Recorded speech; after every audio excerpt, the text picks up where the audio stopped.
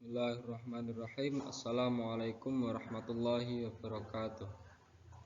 Alhamdulillahirabbil alamin. Wa bihi nasta'inu ala umuri dunya waddin wa ala alihi wa sahbihi ajma'in amma ba'du. Alhamdulillah, pada kesempatan hari ini saya telah menyelesaikan tugas ushul fikih yang diampu oleh Bapak Dr.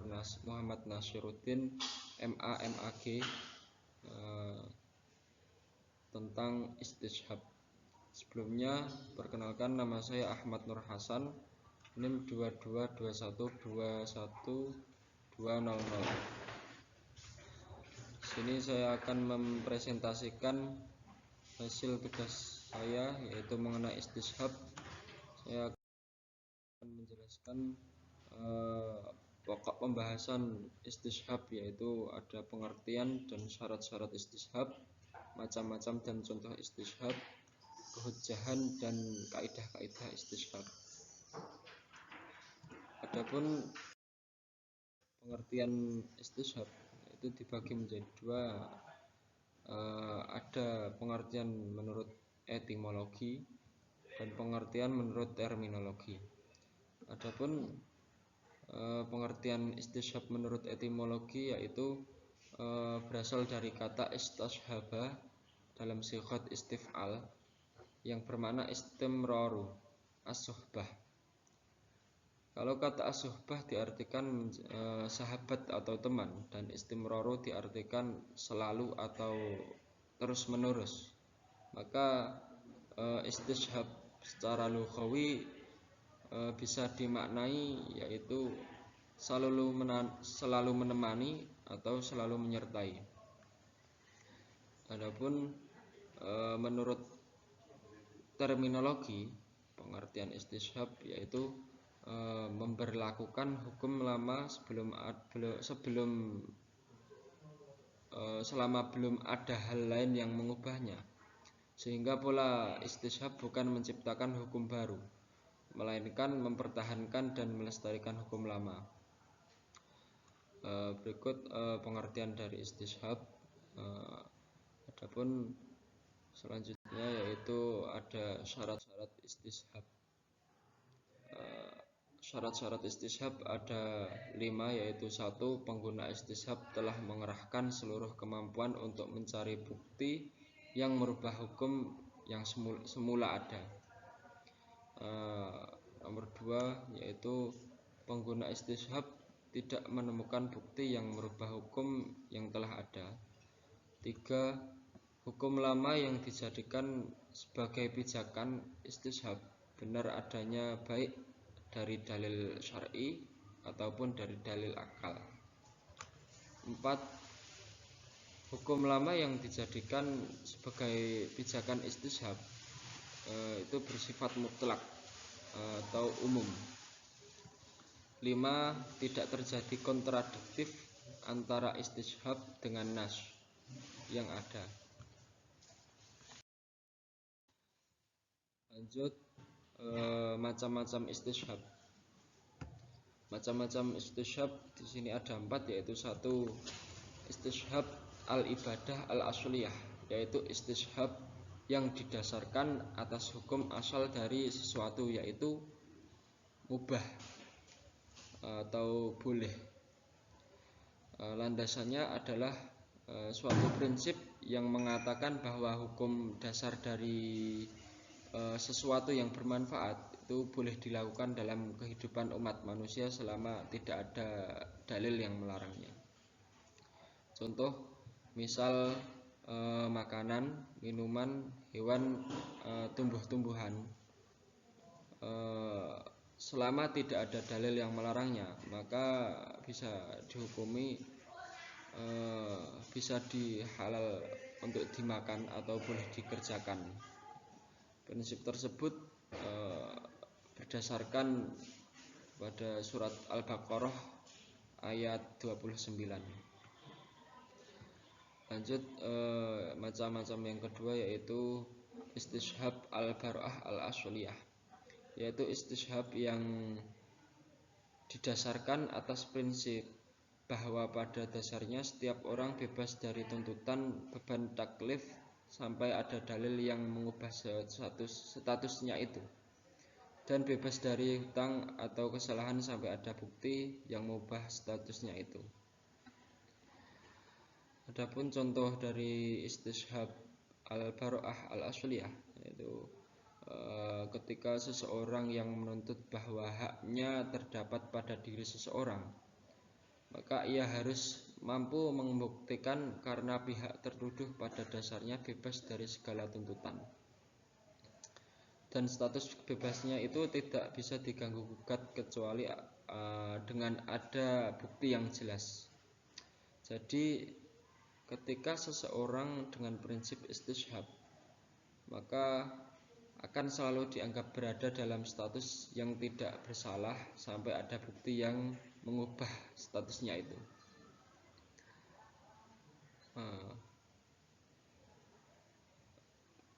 Terus yang ketiga yaitu istishab al-hukm, yaitu istishab yang didasarkan atas tetapnya suatu hukum yang sudah ada selama tidak ada bukti yang mengubahnya. Contohnya yaitu ketika ada seseorang yang memiliki sebidang tanah atau harta bergerak seperti mobil, maka harta miliknya itu tetap dianggap tidak selama tidak terbukti dengan peristiwa yang mengubah status hukum itu, seperti dijual atau dihibahkan kepada pihak lain.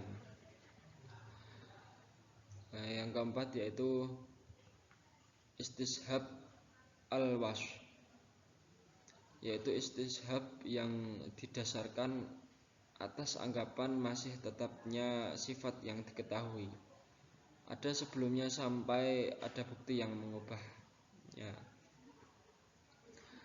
Adapun contoh dari istishab al-wasf, misal sifat hidup yang dimiliki seseorang yang hilang tetap dianggap masih ada sampai ada bukti bahwa ia telah wafat.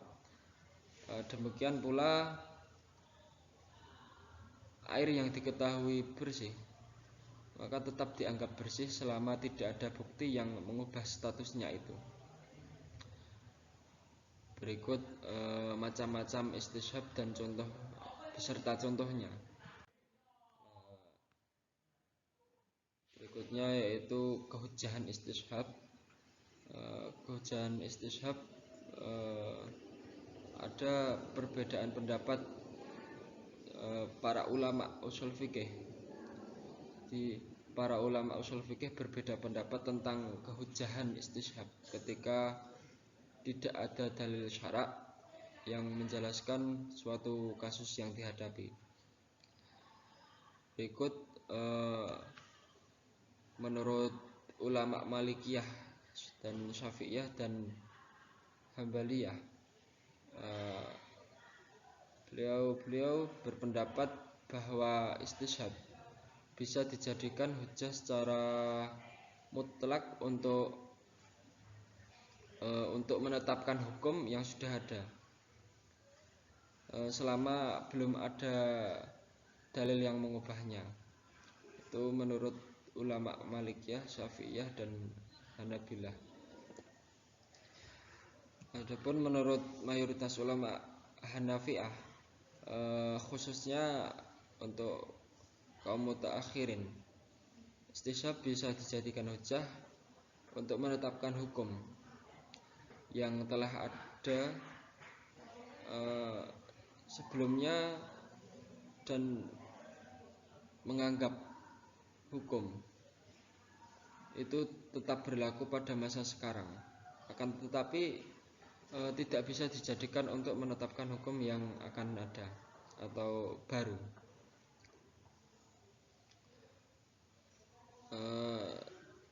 Dan setelah argumentasi dalil-dalil yang menguatkan masing-masing, berikut Dr. Wahbah menguatkan pendapat istishab bisa dijadikan hujjah secara mutlak karena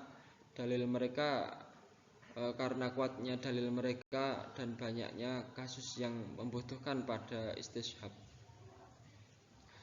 Berikut adalah kehujahan istishab. Selanjutnya yaitu kaidah-kaidah istishab.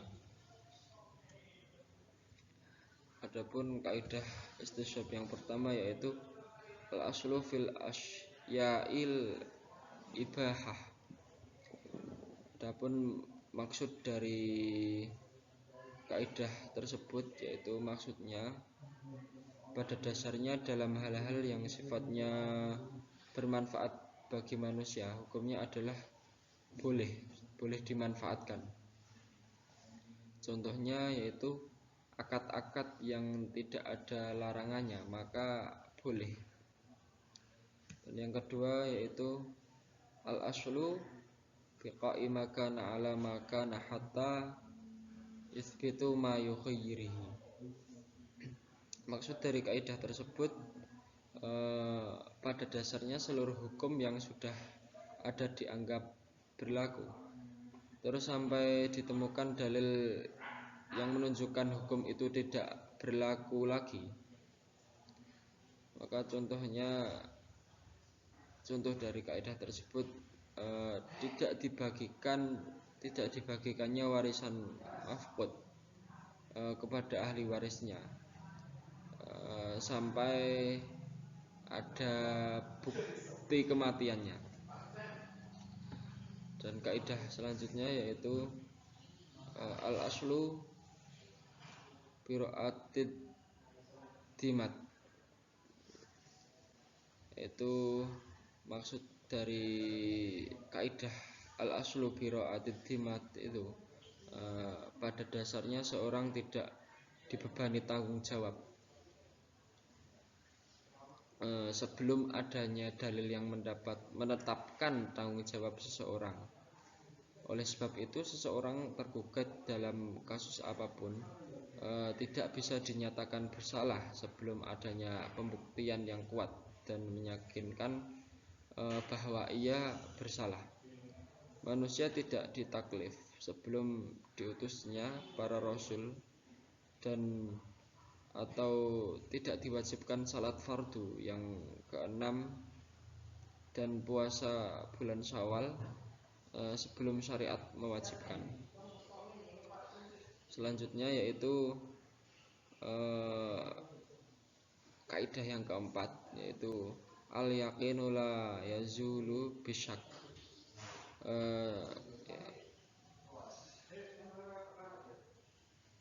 Yang dimaknai suatu keyakinan tidak bisa dibatalkan oleh suatu yang diragukan.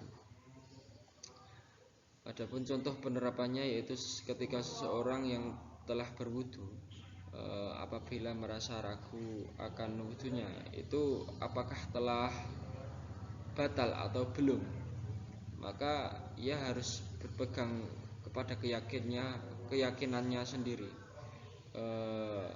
bahwa ia telah berwudu dan wudunya tetap sah atau tidak. Nanti keyakinannya bagaimana. Akan tetapi ulama Malikiyah melakukan pengecualian dalam masalah salat.